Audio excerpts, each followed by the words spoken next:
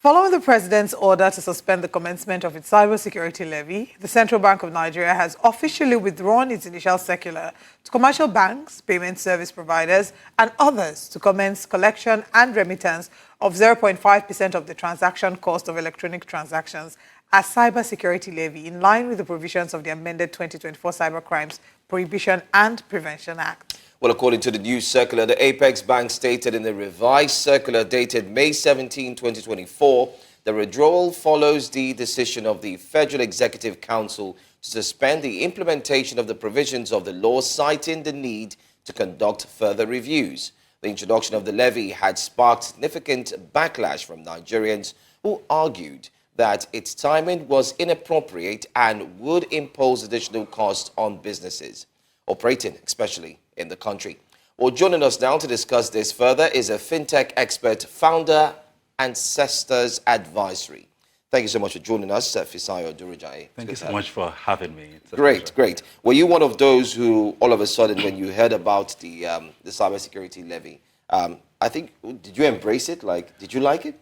Well, I'm not sure I embraced it. I did not embrace it clearly, right? Because I think that it is not needed. Number one, I think that electronic transactions have been, many charges are already on electronic transactions across Nigeria. So adding this one to it is just, I think it's totally uncalled for. That's what I felt, right? And of course, because the CBN is trying to push for digital adoption, I remember back in days when we used to travel from the east or to Lagos to buy with cash, and of course there are robberies on the road. Now they're trying to push for digital transactions a lot more, and of course while you're pushing for digital transactions, and then they're making the digital transaction a lot more expensive for people, to use. I guess it's like you're trying to move forward and backward at the same time. It doesn't work like that. So just to be clear, you don't think it was necessary at all? Because there were people who criticized it, but not necessarily because they thought it was bad, but they thought it was bad timing. I mean, I think it's bad in itself, right? Not just bad timing. I think that we shouldn't, muzzle the ox, as stretches, I guess. So that's my position on the matter. Of course, the timing is also very bad because, again, Nigeria is dealing with many other macroeconomic, economic issues, that people are dealing with, right? So adding this extra cost to it is also additional thing. So I think that fueled the outcry a lot louder. But I think that, after you've added stamp duty, 15 naira charge on every transaction above, 10,000 naira, if you're using POSs, there is a 2% charge. I mean, there's just many transaction charges, for all kinds of digital transactions. Then thinking, okay, it's a great idea to add another 0.5% to this transaction. I think it's just wrong in every phase of it. Okay, and I'd like to just follow up to that and then talk about cybersecurity as a whole and the necessity for cybersecurity.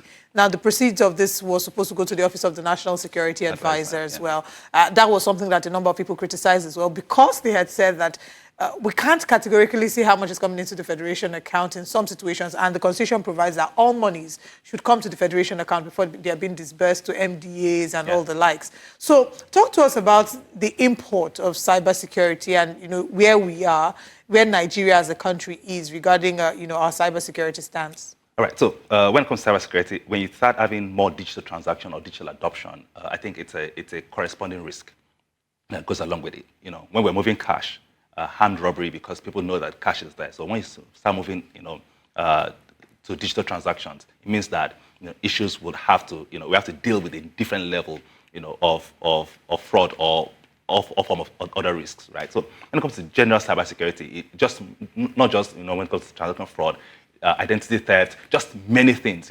that fit into that general umbrella, right? So I think the cybersecurity is an important part of any country as we go on. In fact,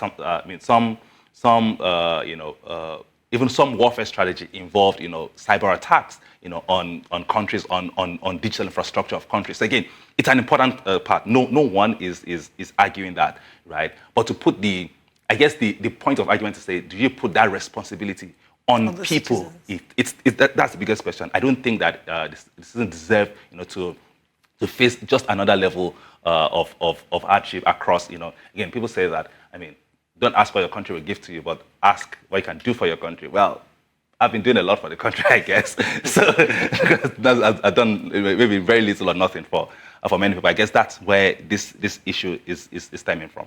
Well, I was thinking that this would be good news, especially for fintech owners, because one of the biggest challenges that a lot of fintech, or you could say startups, businesses face is the cybersecurity. Yep.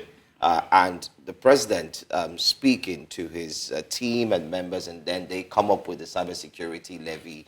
I was thinking, on the other hand, it's going to be, yes, this is good news, especially for us who own fintech businesses. We spend a lot to ensure that we protect our applications and so on and so forth. Why is it quite different this time? I mean, the cybersecurity levy, I think it's like many other things in Nigeria, it's just under levy. I don't think it's going to be used for anything, anything. But even at that, even if, there's a national security advisor dealing with cybersecurity on a global scale, every fintech has the fiduciary responsibility to protect, their own customers, to protect. So, irrespective of how much you charge, that responsibility does not go away, right, from fintech.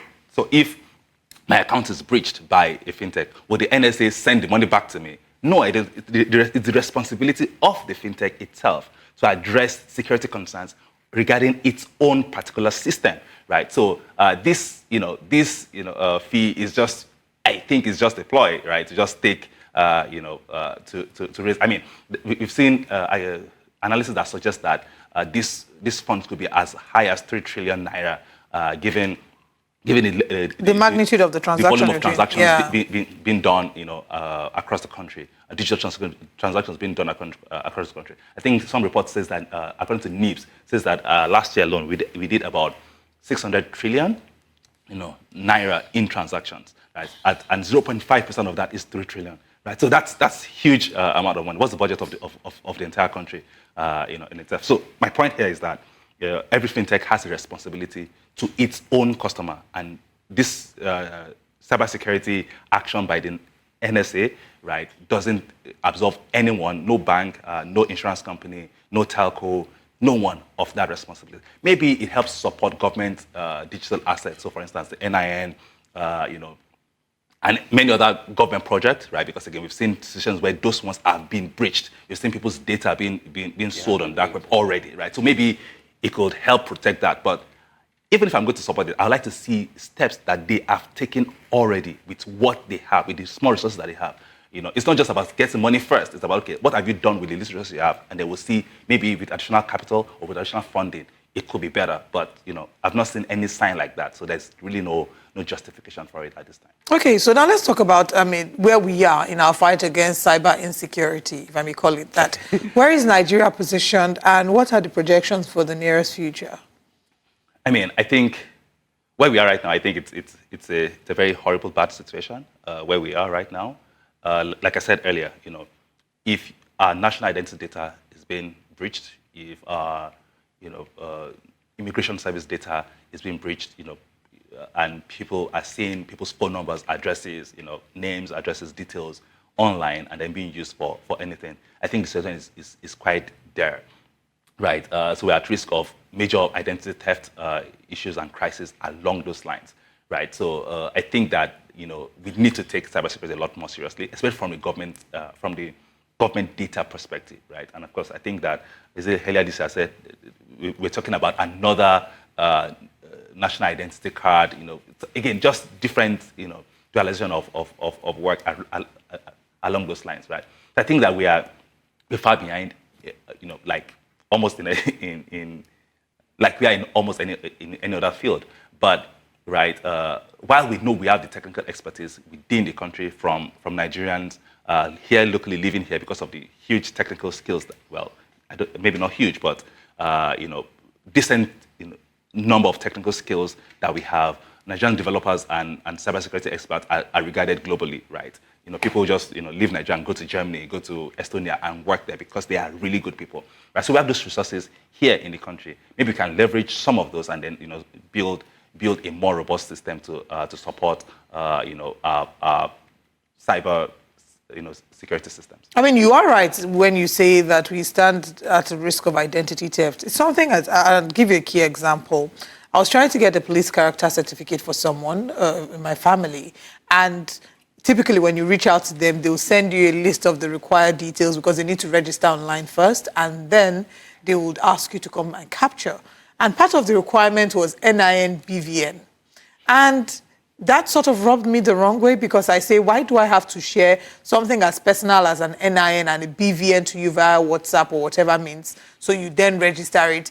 And because of that, I had to sit down by myself, look for how to do it by myself online, because I didn't want to share this information. But not a lot of people have the liberty to be able to say, I'll find a way to do it by myself, and then I can go for the capturing. So yes, we do stand at a great risk of identity theft. We're having challenges with collation of data. Every day they are telling you, come and do NIN registration. After a while, oh, come and do another registration. And what happened to the one we did before? Exactly. So what is the way forward? How do we navigate this challenge that we're dealing with, especially when it comes to our data management?